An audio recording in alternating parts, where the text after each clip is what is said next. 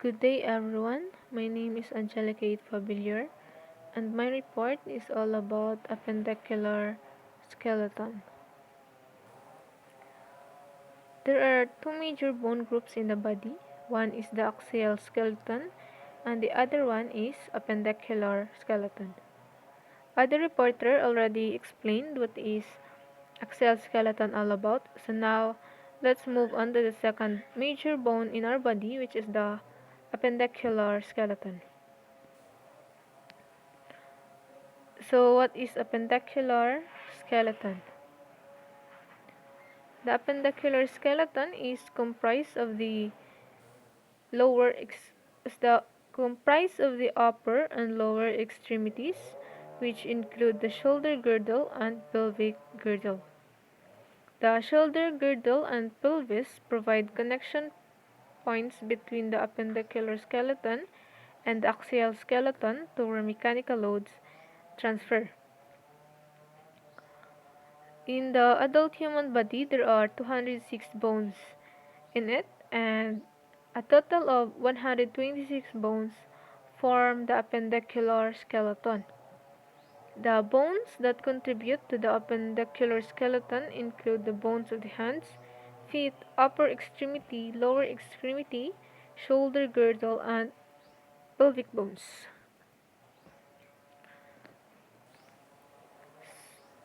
Bones of the shoulder girdle. Each shoulder girdle or pectoral girdle consists of two bones, a clavicle and a scapula.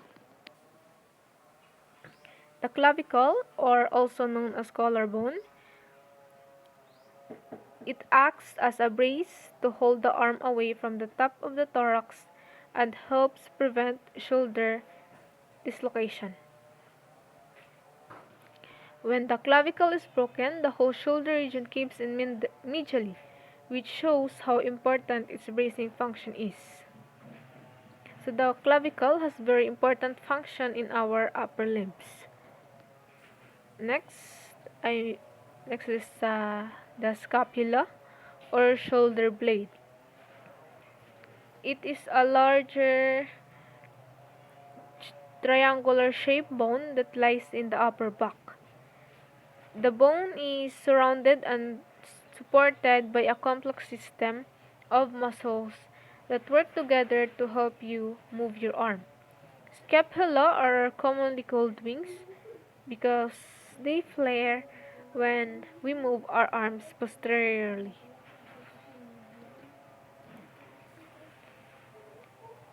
Next is the bones of the upper limbs.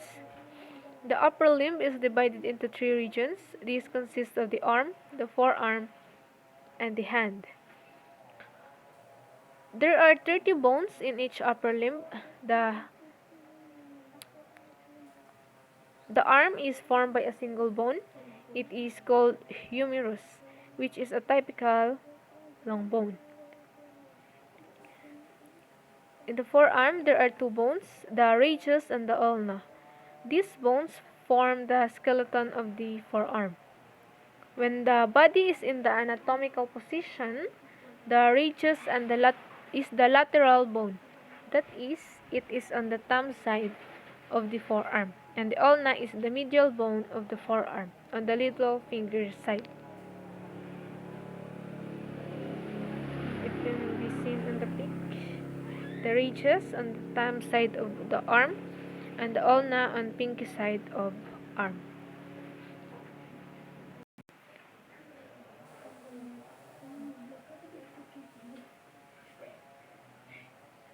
The radius and ulna articulate at small regional joints. They come together in these joints in the distal end. And two bones are connected along their entire length by the flexible interosseous membrane. Next is the hand. The skeleton of the hand consists of the carpals, the metacarpals, and the phalanges.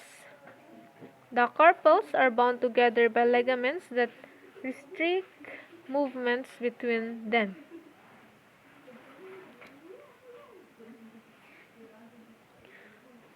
This is the individual carpal bones. the hamate, pisiform, trichotrum, lunate, trapezium, trapezoid, scapoid, and capitate. Carpals are also known as the wrist.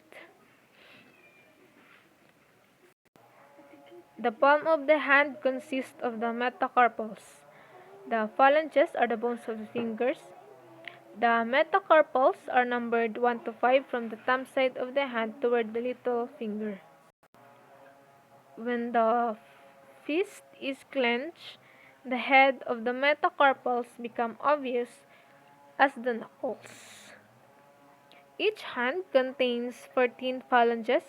There are 3 in each finger, the proximal, middle, and the distal, except in the thumb, which has only 2, the proximal and distal.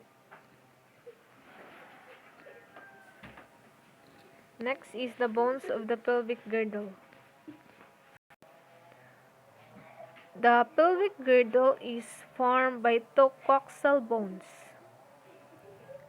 or osacoxae, commonly called hip bones, and the sacrum. Together with the coccyx, the pelvic girdle forms the pelvis. Now, note that the term pelvic girdle and bony pelvis have slightly different meanings, because the pelvic girdle has only 2 coxal bones and sacrum. The bony pelvis, this one, it is called bony pelvis because it has coccyx. The bones of the pelvic girdle are large and heavy, and they are attached securely to the skeleton by the sacral attachment to the lowermost lumbar vertebra.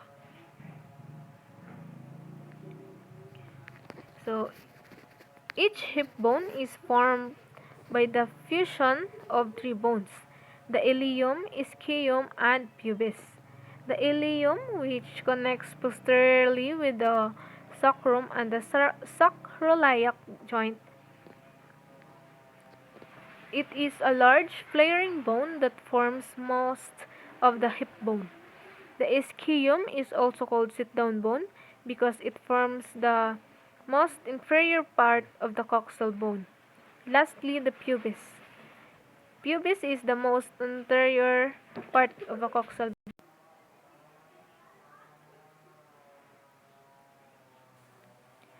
So,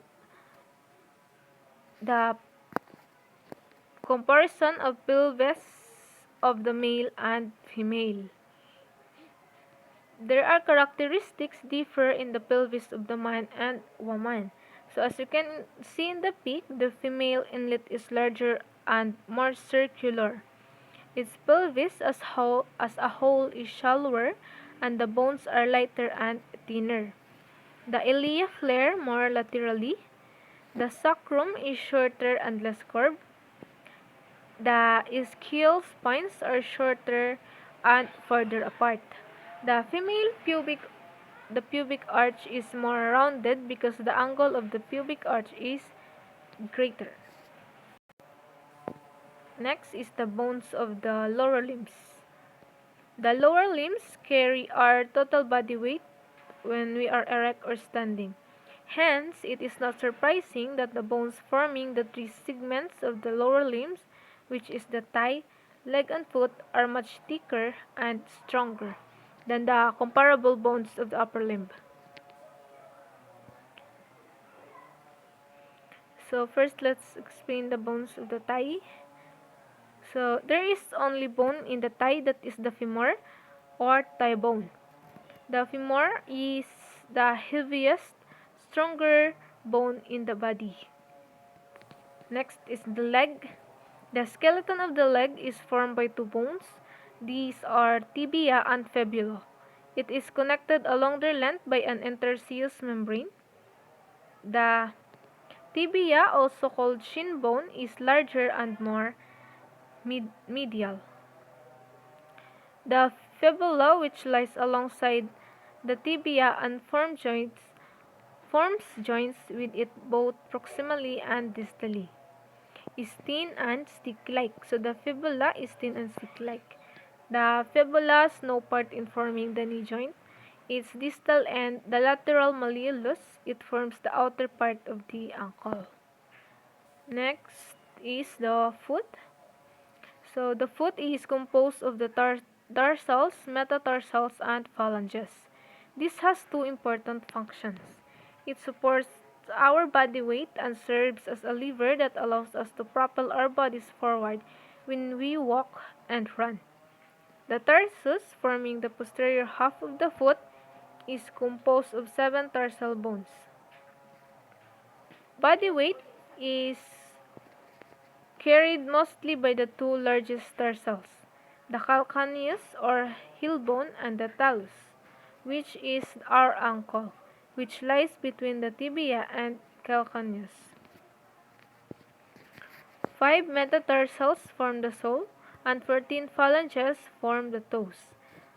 Like the fingers of the hand, each toe has 3 phalanges, except the great one, which has only 2. The bones in the foot are arranged to form three strong arches, 2 longitudinal, the medial and lateral, and 1 transverse. Ligaments, which bind the foot bones together, and tendons of the foot muscles help to hold the bones firmly in the arch position, but still allow a certain amount of give or springiness. Weak arches are referred to as fallen arches or flat feet.